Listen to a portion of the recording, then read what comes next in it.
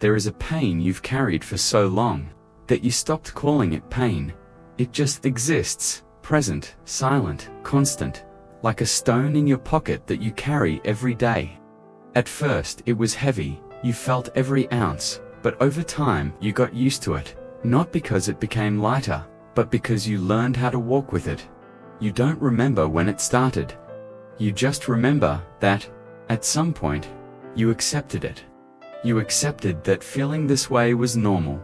You accepted that it's just how it is. You accepted that everyone has their pain, and this one was yours. But it's not. It is not normal to feel that constant weight in your chest. It is not normal to wake up tired before the day even begins. It is not normal to feel alone in the middle of a crowd. And today, we're going to talk about it. About this emotional wound you carry so naturally that you forgot it even exists. With care, with respect, without rush, because some stories cannot be told in a hurry. They have to be felt. Stay with me. If you stay in this video, I'm going to show you how this wound formed inside you, how it shapes everything you feel today, and how to begin healing it, slowly, from the inside out. Not with magic solutions, not with quick steps, but with truth. With the truth you may have never heard about yourself. This is not a video to watch in a hurry. It's a video to feel, so take a deep breath, put your phone on airplane mode if you need to, and come with me, because maybe, for the first time, someone is going to say out loud what you've always felt but never managed to name. Let's begin. The wound doesn't appear at the moment of the fall, it appears at the moment of giving up. The moment you realize that explaining doesn't help, crying doesn't change anything, complaining just makes it worse, asking for attention makes you too much, so you learn to hold it in. Hold everything in, to feel alone, and to smile on the outside, and slowly, you stop being yourself. Not to survive the world, but to survive people. You were a child, maybe very young. Maybe you didn't even know how to put your feelings into words yet, but you felt. You felt when people were there, but not really present. You felt when touch existed, but didn't warm you. You felt when words were spoken, but never truly landed. And you tried. You tried to get attention in the ways you knew how. You tried to show that you needed something. You tried to say, in your own way, see me, but the world was too busy. The people were too tired. And you learned that having needs was inconvenient. Not because someone spelled it out clearly, but because the silence taught you. The silence when you spoke, and no one answered. The silence when you cried, and no one came. The silence when you waited, and no one showed up. That silence carved a message deep inside you. It doesn't matter how much I feel, it doesn't matter to anyone. And so you did what any child would do to survive. You stopped showing. You stopped crying out loud. You stopped asking. You stopped waiting. You folded yourself inward. And you learned to exist in a way that wouldn't bother anyone. Over time, that became habit. Habit became pattern. Pattern became personality, and you grew up believing, I don't need anyone, I'd rather handle things on my own.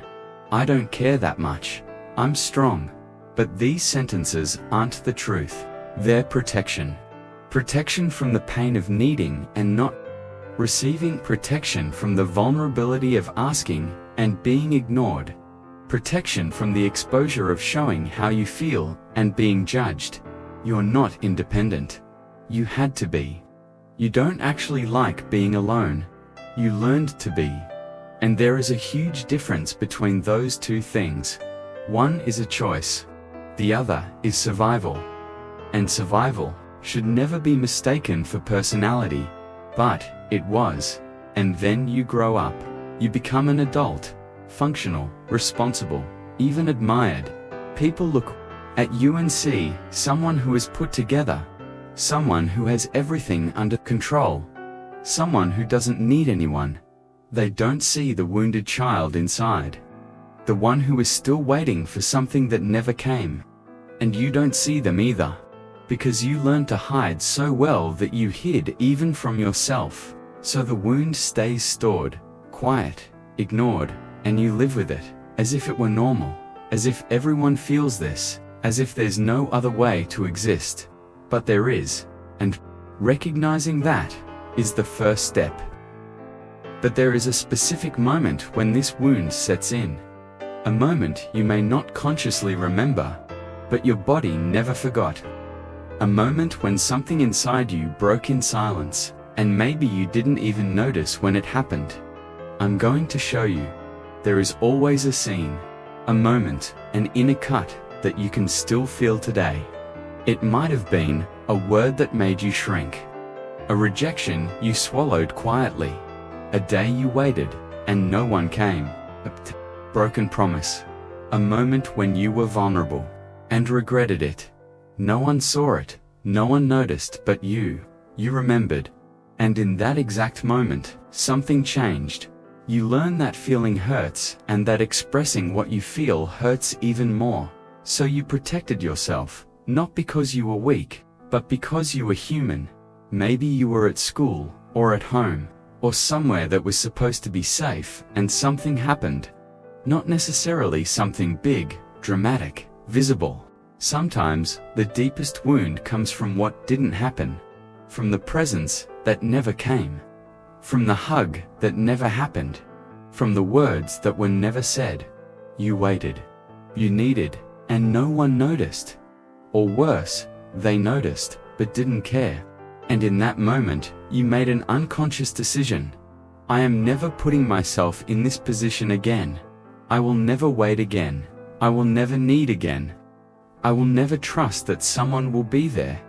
And so you built walls. Not visible walls, emotional ones. Walls made of, I'm fine, you don't have to worry about me. I'll handle it, it's not a big deal. Sentences that push people away before they have the chance to hurt you again. And the worst part is that this moment of rupture, taught you something devastating. My feelings are a burden. You learned that crying is weakness. Having needs is annoying. Feeling deeply is too much. Asking is being a burden. So you stopped crying. Where anyone could see, you stopped asking for what you needed. You stopped showing when you were falling apart, and you started performing normality. You learned how to smile in the right places, how to automatically reply, I'm fine, how to keep functioning even when, inside, you were collapsing. And people believed it. They looked at you and thought, what a balanced person, so mature, so strong. But behind that strength, there was an exhausted child, a child that never stopped carrying the weight of that moment. And that moment, even if it was years, decades ago, still echoes. It echoes every time someone tries to get close and you pull away. It echoes every time you want to ask for help but swallow the words. It echoes every time you feel something intensely and judge yourself for feeling it. Because that moment taught you, feeling is not safe. And you carried that lesson into adulthood. You carried it into your relationships, into your friendships, into your work, into the way you exist in the world. And now, you live protected. But protection, when it lasts too long, becomes a prison. But holding your pain inside has a cost. A cost you've been paying every day, without noticing. And it's not a small cost. It's in your body, in your breath, in the way you move through the world. Let's talk about that. When the soul can't speak, the body speaks for it, and the body has a different kind of memory. It doesn't forget, it doesn't forgive, it doesn't pretend everything is fine. The body keeps. You feel it, don't you? That tightness in your chest that appears out of nowhere. The anxiety that has no clear cause. The exhaustion that doesn't go away, even after sleep. The urge to disappear, to become invisible. The difficulty relaxing, even in silence. The feeling that you're always waiting for something bad to happen. It's not laziness. It's not being dramatic. It's not being too sensitive. It's not you being weak or soft. It's you living, wounded for too long. It's your body saying, I can't keep holding this alone. But you learned to ignore it. You learned to push it down, to minimize it. To say, everyone feels like this. And maybe a lot of people do. But that doesn't make it normal. It makes it common. And common is not the same as healthy. The body remembers everything you tried to forget. It remembers the time you cried alone in your room. The time you waited and no one showed up. The time you opened your heart and regretted it. The time you asked and were ignored. It stores each of those experiences as tension. Tension in your shoulders. Tension in your jaw. Tension in your chest. Tension in your stomach. And that tension was never released. Because you never had permission to release it. You never had a safe space where you could scream, cry, fall apart, break down. So the body held it, and it's still holding it even now. And sometimes the body tries to warn you. It sends signals, pains that come and go without medical explanation. Insomnia or fragmented sleep. Trouble taking a deep breath. Sudden crying spells you can't explain. The urge to run away without knowing from what. The feeling of being disconnected from yourself. These signals are not the problem. They are communication. The body is trying to tell you, the wound is still here, and it needs to be seen. But you were taught not to listen. You were taught to swallow your tears. Be strong, don't make a big deal out of it. Get over it. As if getting over it meant erasing it. As if healing meant forgetting. But it doesn't. The body doesn't need you to be strong. It needs you to be honest. Honest about what hurts. Honest about what feels heavy. Honest about what you've been holding. Because as long as you pretend you're fine, the body will keep screaming, louder and louder and louder, until one day, you can't ignore it anymore. And then comes the collapse, or the illness, or the deep burnout, or the breakdown. Not because you're weak, but because the body has limits. And you crossed those limits a long time ago. Your body is begging for you. Begging for you, too. Stop pretending. Stop holding it all alone. Stop being strong all the time. It wants to rest. Not rest as in sleep. Rest as in not having to fight. And that is healing. But there is a path to healing. Not a quick one. Not an easy one, but a real one. A path that doesn't ask you to be perfect only. To be truthful. And it begins with something simple, but deeply powerful. Naming the pain. The wound has many names. And maybe yours is one of these. I was never a priority. I always had to be strong. I had to grow up too fast. I learned not to expect anything. I can't trust anyone. I don't deserve to be loved. I was always too much, or not enough. Never just right. Which one hurts when you read it? Which one tightens your chest? Which one makes your eyes sting? That one is your name. There is something powerful about naming pain, because when you name it, you pull it out of the shadows. You pull it out of that vague, blurry, confusing place where it's been living for years without a face. You give it shape. You give it a voice. You give it existence. And when you do that, you also give yourself existence. Because this pain was always yours. It was always part of your story. But you were never allowed to talk about it, so it stayed silent. Stored. Suffocated. And now, it can finally breathe. Say the name that hurts. Out loud if you can. Or in silence if that feels safer. You don't have to say it to anyone. You can say it just to yourself, but say it. I was never a priority. Breathe. I always had to be strong. Breathe. I had to grow up too fast. Breathe. Notice what happens in your body when you say it. Maybe there's a tightness. Maybe there's a wave of tears. Maybe there's a strange relief. All of that is valid, because recognizing is not the same as suffering. Recognizing is returning to yourself. And here is the truth, no one told you. You don't have to fix the pain to name it. You don't have to have a solution. You don't have to be ready. You don't have to be strong. You just have to be honest. Honest about what happened. Honest about what stayed. Honest about what still hurts. And that honesty, that radical honesty with yourself, is the beginning of healing. When you name the pain, something shifts. Not on the outside, on the inside. You stop fighting it. You stop pretending it's not there. You stop being ashamed of it, and you start living with it, not as an enemy, but as part of your story. A part that needs to be seen, heard, respected, because it brought you here. This pain, as heavy as it is, kept you alive.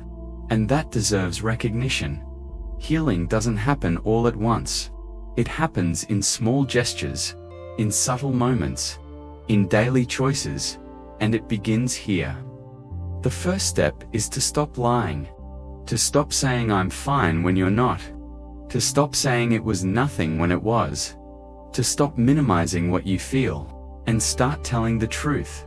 I am hurt, not to others, but to yourself. To say to yourself, out loud or in silence, I am hurt, and it's okay to be hurt. That doesn't make me weak, it makes me human. The second step is allowing. Allowing the tears, allowing the anger, allowing the sadness, allowing the confusion. You've spent your whole life holding it in. Now, you're allowed to let some of it out. It doesn't have to be dramatic. It doesn't have to be pretty. It can be little by little. A short cry in the shower, a punch into a pillow, a word written on paper, a scream inside the car. Whatever works for you. What matters is that you stop holding everything in, because holding it in is what made you sick.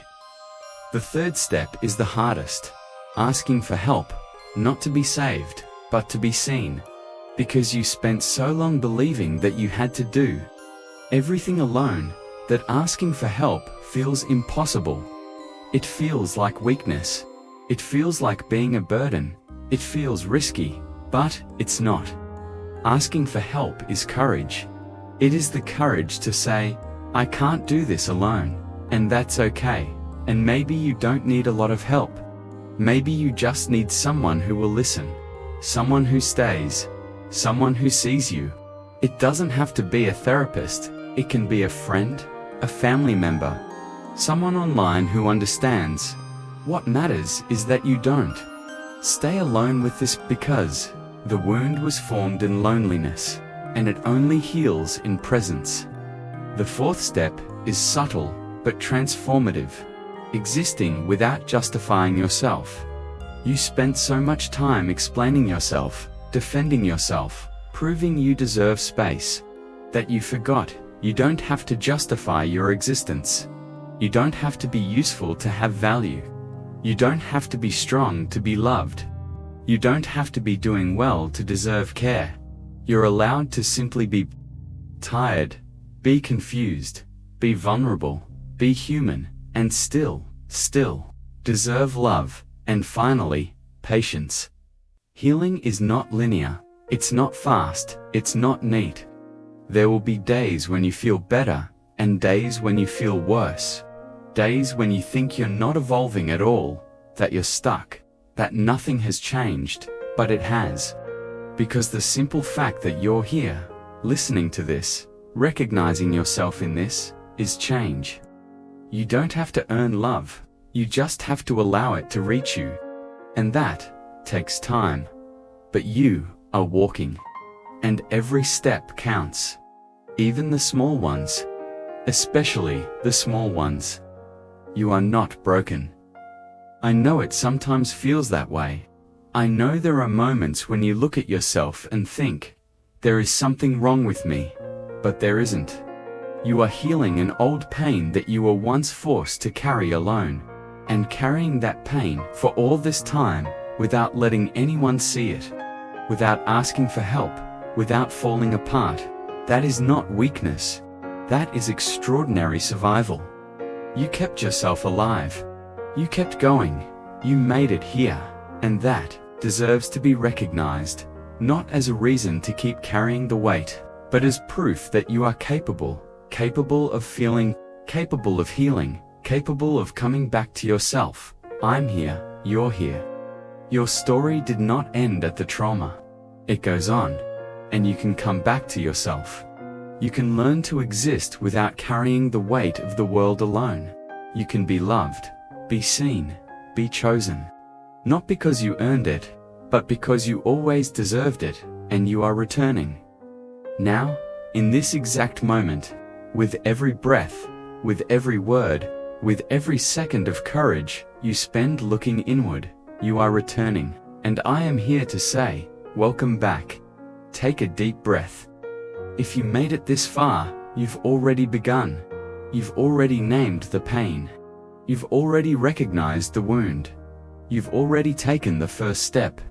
And that is the hardest one.